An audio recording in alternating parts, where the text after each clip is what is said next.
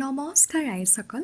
আজি বোলো মই ধুনীয়াকৈ সাজি কাচি লৈ কলৈ গৈ আছোঁ সেইটো আপোনালোককো দেখুৱাওঁ বলক। তাৰ কাৰণে আপোনালোকে মিনি ব্লগটো একদম শেষলৈ চাব দেই। তো বলক আৰম্ভ কৰোঁ আমাৰ মিনি ব্লগটি। মই চাবলৈ ওলালোঁ আমাক নিমন্ত্ৰণ জনোৱা প্ৰথমখন বিয়াটিলৈ। ইয়ালৈ আহি গাঁৱৰ এটা বিশেষ ভাইব পালোঁ, যিটো পাই মোৰ খুবেই ভাল লাগে আৰু গাঁৱৰ ভাইবটো মোৰ খুবেই প্ৰিয়। ইয়ালৈ আহি একদম সঁচাকৈ দেই, মানে ইমানেই ভাল লাগিলে মই শব্দৰে প্ৰকাশ কৰিব নোৱাৰোঁ আপোনালোকক।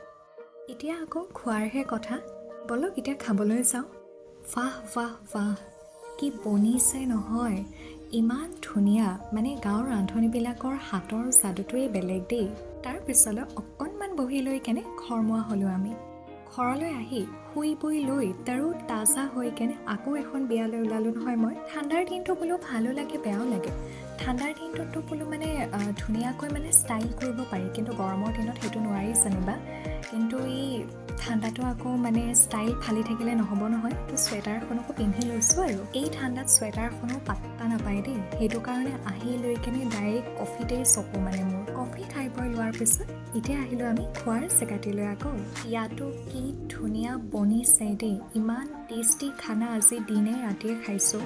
এতিয়া নাজানো দেই আৰু ঘৰ গৈ কি হয়। খাই বৈ লোৱাৰ পিছত অকণমান বহি দিলোঁ, কাৰণ ডাইজেষ্টটো হ'ব লাগিব ন। তাৰপিছত মই কথা এটা ভাবিলোঁ নহয়, ইমান ঠাণ্ডা, চুৱেটাৰ পিন্ধিছোঁ যদিও ষ্টাইলতে পিন্ধিছোঁ, ইমানো গৰম নাছিলে আৰু চুৱেটাৰটো। তাৰপিছত যিটো কঁপনি উঠিছে, তো মই মানে ঘৰমুৱা হোৱাই ভাল আৰু, সেইটো কাৰণে মই ঘৰলৈ উভতি আহিলোঁ। আজিলৈ ইমানেই দেই, আকৌ লগ পাম আপোনালোকক।